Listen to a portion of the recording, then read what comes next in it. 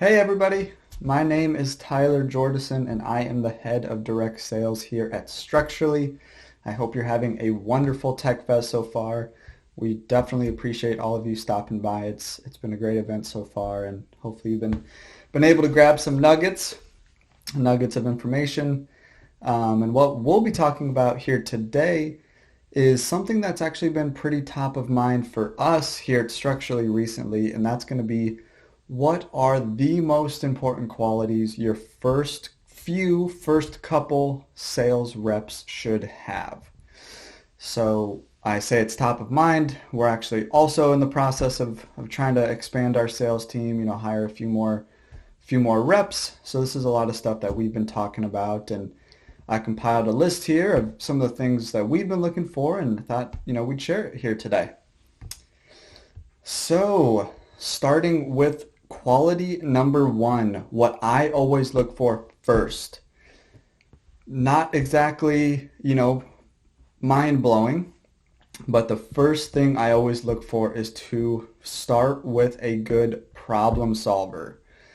Of course, a good problem solver is like sales 101. Of course, they need to be a good problem solver, but not all problem solvers are created equally. Kind of what I mean is when you're looking to hire these people, are you hiring a good problem solver first? Like they were a good problem solver when you found them, and then you plan on training them on the product and training them on the process? Or are you looking more for an amazing technical fit who's really outgoing and everything, but maybe doesn't quite have the problem solving skills and hoping to build that and teach that when they start? So the two options there, I always would say start with a problem solving skills first. Find somebody who has it built in. It's going to be a lot easier for you and the team to teach them on processes and teach them on the product than it is going to be to rewire them to be a good problem solver. So always start with that problem solver first, and kind of why I personally feel this is such an important quality, especially in sales. Kind of goes back to my own background. So a little background about me: I actually graduated from Iowa State University with my industrial engineering degree, and I learned pretty early on that I did not want to be an engineer. I didn't want to sit in a factory all day. I didn't want to, yeah, essentially sit in a factory 9 to 5. It wasn't exactly what I was looking for. But I also learned early on that what Iowa State was selling with their engineering degrees was one very specific skill, the most important skill an engineer needs. And that's problem solving. They were selling problem solvers. At least that's what the degree they were selling. So Iowa State's goal was to create these rock star problem solvers because when they had them, it didn't matter if they were solving problems around a Boeing 737 or a bridge in Iowa. They always focused on create the problem solvers first and then teach them the engineering discipline they'll need to succeed. At least that's how I interpret it in my time at Iowa State. So as a dumb college kid, I was like, why not? If the worst case scenario was that I never became an engineer, but at least I became a little bit better of a problem solver, probably helped me down the road.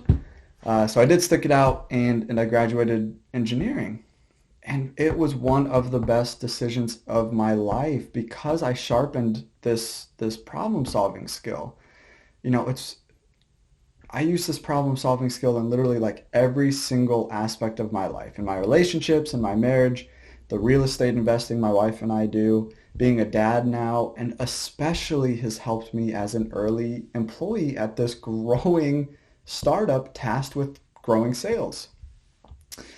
So that's why, Iowa State early on cemented in my brain that start with problem solvers. Find a good problem solver and then teach them what role you want them to be in sales. If it's more of an inside sales, outbound sales, whatever your process is, find the problem solver first. From also my own experience of just doing this here structurally for so long, is that A potential user is going to ask 1,000 different questions 100 different ways. And if your rep's default is to say, no, I don't think we can do that, and just shut their brain off because they don't want to try to solve that problem, they're failing you. Of course, it's easier to say no to whatever the potential user asks, but shutting your brain off and not trying to find a way around the objection or technical solution causes your rep to miss out on a ton. It causes them to miss out on learning something that they didn't know before, but also, of course, hello, making the sale. So when a new question comes up, your rep's new default should always be, how can I make this work? How can I solve this problem? Their brain should kick into overdrive and start asking clarifying questions. They should try to, get more information out of the potential user to see if they can solve this problem. Maybe use their experience in the past.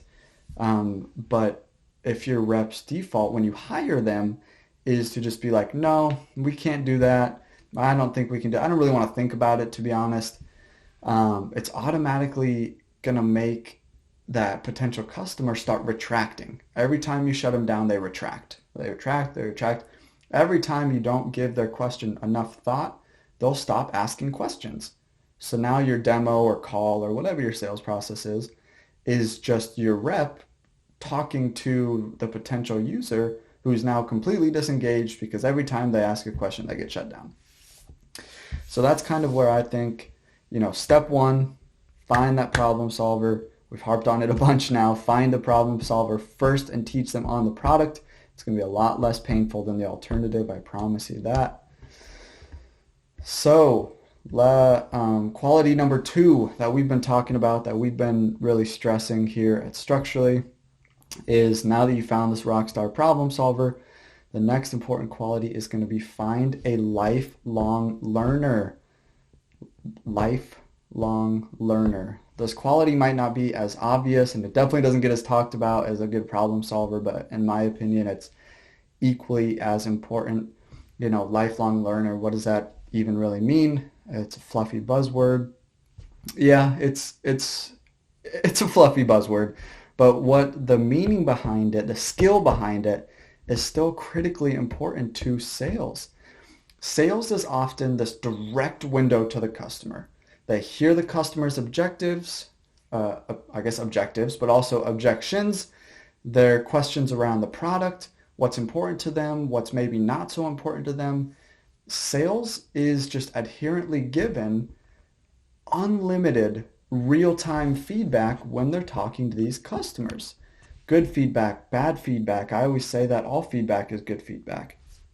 And when this info is given to your real sales rep, it's either lost forever and they don't think about it, on to the next demo, I have a task, it doesn't matter that they asked me this new question, or this immediate feedback is used to benefit the sales rep. They learn from it and they help themselves grow, but also the company grow. Kind of how I like to think of, this constant customer feedback is a constant never-ending flow of water. The feedback is just water. It's never ending. Whenever you talk to someone, you're getting new feedback, positive or negative. It's always going to be there. And now the rep, your window into the company, is given the hose. What direction are they pointing this feedback? What direction are they pointing the hose? Are they using it to fill up a swimming pool for the betterment of the company? Are they capturing this information? Or are they just dumping this, are they pointing the hose directly into a river and losing all this information like it was never given to you? The water, customer feedback, obviously is a tool, and if your rep isn't actively learning on every demo or conversation or call, with every question they hear or every different way the potential user asks the question, market trend, anything, if they're not learning after every demo, they're failing you. Your reps should just, when you hire them, have a built-in curiosity and willingness to learn. Kind of speaking from my own experience, just going through demos here at Structurally, I always try to make a conscious effort to just relentlessly sharpen this, sharpen my craft of presenting our product through demos, through phone calls, through anything based on the constant feedback that I'm getting. If I ask a question and it's not the potential user doesn't really understand, maybe I asked it weird. So what if I ask that question a different way? This constant never-ending feedback. My other big thing is there's absolutely no way that your rep, or even me doing this as well in my job, there is no way I should be demoing the same way I do today as I did 300 demos ago. If that's the case, that's literally like me saying that over 300 demos, I've learned zero things of value that I can use to improve my demo going forward. Zero things after 300 demos. That should never, ever, ever be the case. That's why if you find these lifelong learners first, they're just adherently going to be able to soak up this information, always be bettering their pitch, always be bettering how they do follow-up tasks. Maybe a follow-up email isn't hitting, and they've learned that this is missing. They'll change it. It's just a lot easier to find those lifelong learners first, and then, of course, like problem solving, teach them the rest. So, quality number 3. Now this is going to be my hottest take yet. We left the spiciest one for last. Not even everybody here at Structurally totally agrees with this, but I think this is important, especially for your early sales hires. And that quality is going to be your early sales reps should be more motivated by growth than they are motivated by money. You hear it all the time from the best minds in sales, the sales gurus out there, people who've been doing this longer than I've been alive. They always say, hire these absolute money-hungry hunters. Your sales rep should be so flush with cash that they're driving the nicest car in the parking lot. They're towing their boat to work every day because they're going to their lake house after. They should just be killing it. And while I agree that there's a place for that, definitely, obviously, you want your reps to be motivated by money. That's how they get paid. I get it. It just can't be the de facto most important thing in your early sales hires. Let me stress that again. This is more focused on those 1, 2, 3 first reps, right? They need to come in and want to make a difference.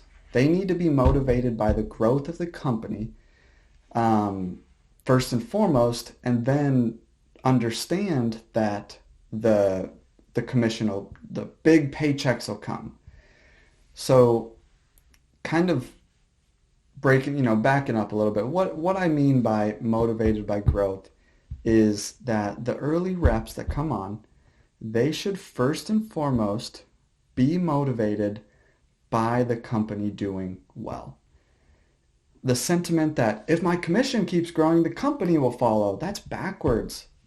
It's going to lead to a toxic sales team. It'll become a black eye for the company. If their default lens is to view everything as money comes first, then they're going to just start cutting corners and lose sight of the customer's experience.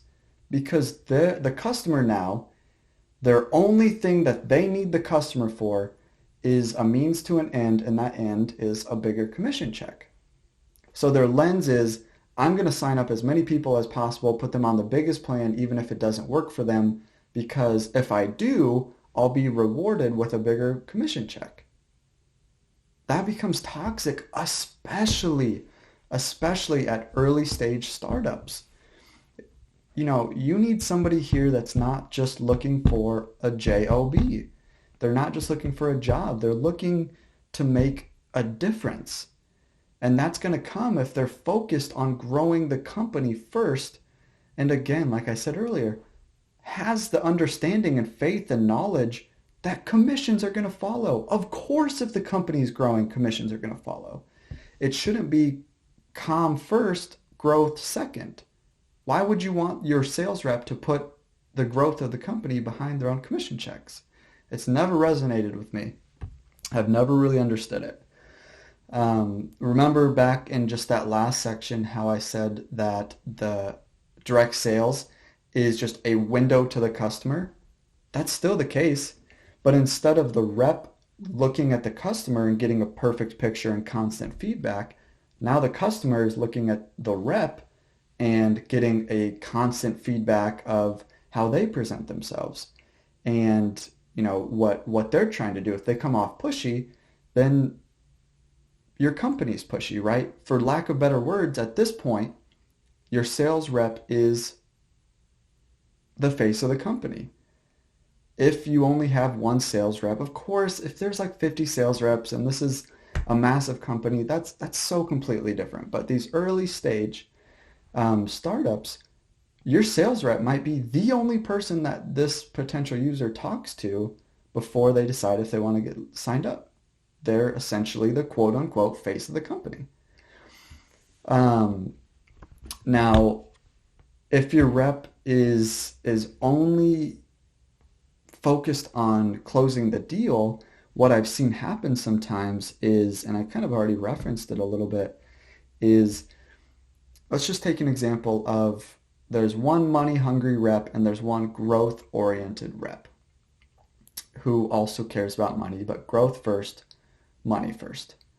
The money first rep might go into every single demo and be, how can I get this user on the highest plan, even if it doesn't really fit them too well because, I need to pay for my boat that I just bought. Well, they're going to go through a demo and they're going to sell and they're a good salesperson.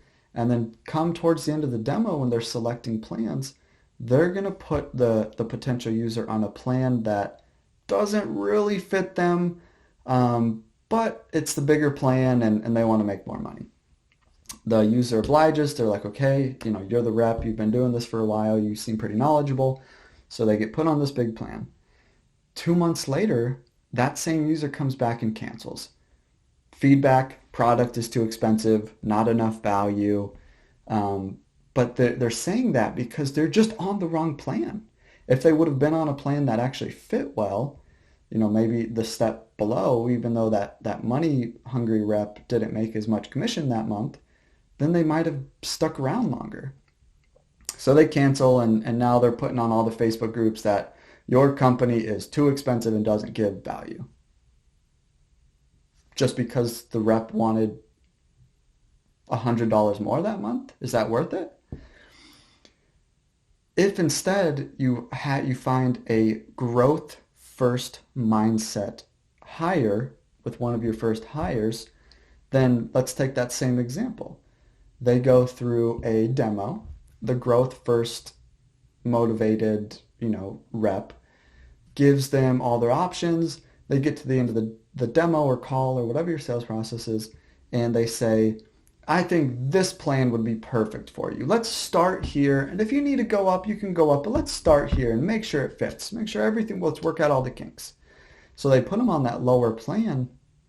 And after 6 months, the customer doesn't cancel because they're on the right plan. They're not overpaying in their eyes. And then, all of a sudden, this customer is so happy that they decide to refer their two buddies, their two colleagues. So now instead of making one, like the money hungry sales, instead of making one big sale who canceled after 2 months, the growth first mindset rep now made 3 sales because he got 2 referrals and is making more commission. It's all about, I would put it this way. Money motivated reps care about the now. What have you done for me lately? How much money can I make right now? I don't care if the company is suffering because in my journey to get as much money right now, I might have screwed 3 people, but at least I closed 2 big deals. They care about the right now, where a growth motivated rep cares about the future success of the company because they know that if the future success of the company is looking bright, then it's going to be a lot more fruitful for them because they'll be getting more referrals. If the company's doing well, the rep's doing well. Instead of the instant gratification of close at any cost necessary. So kind of, if you flip that lens around and the company, and the lens now becomes, if the company keeps growing and meeting its sales goal, I know my commission will follow, then your rep suddenly focuses on how they can help the company grow in their role. Think of how much more impactful that is. Maybe they say something that they learned in the marketing meeting because they want to grow the company. Maybe they, figured out a way to work better with your CS team because they want to grow the company. If they focus on growth first, then it's going to go a long ways instead of somebody who just cares about their commission check. So I felt like I started to beat that one dry here a little bit, but kind of in summary, what we're starting to look for is we just want somebody who is coming to make a difference. Come and grow this growing company with us. Don't be solely focused on your money. Just understand that if we all grow the company together, we'll all make more money together. I know you're focused on money. That's how you get paid. But let's focus on making money, growing your commission check by growing the company. Think of it that way. So it's just a little mindset shift that I personally think is really important. And these early reps, of course, again, this could be a lot different for your companies who have 20 reps already or 50 reps already, right? Maybe you need them for a different role. But if you're hiring those first early sales reps, kind of like what we've been talking about here in this whole talk, maybe look and try to find some people who are really there for the company because they understand that the commission will follow. That's about it. That was the three. Kind of in summary, obviously what we look for first and foremost is find a good problem solver. Don't build problem solvers. Hire problem solvers. It's going to make your life a lot easier. Problem solving is at the core of sales. You have to solve their problem to get them to close. Find those people. Don't create those people. Second, lifelong learners. Again, find these people. You just will not have the ability to change a non-lifelong learner into a lifelong learner. Find somebody who's constantly curious, constantly improving their craft based on what they learn. It's not only going to help them sell better, but it's going to give your company helpful insight because, again, they're that direct window to the company. They're getting 24/7 feedback that they can relay to marketing because this ad didn't work, or they can relay to CS because this kind of transition or this flow in the process isn't working. Customers are getting tripped up here. If they're constantly learning, they're constantly sharing with your organization, it's going to help you grow. And then speaking of growing, hottest take of the day, spicy take, make sure that you're hiring reps early on that care about the company. And if they care about the company, they have buy-in. If they have buy-in to the company, they will understand that if the company does well, their commission will do well too. But that's about it. I appreciate it, guys. Thanks for listening. I hope you're having a wonderful Tech Fest as always. So thank you again. Again, my name is Tyler Jordison here at Structurally. So I hope you all have a great rest of your day, and hopefully we talk soon. See you guys.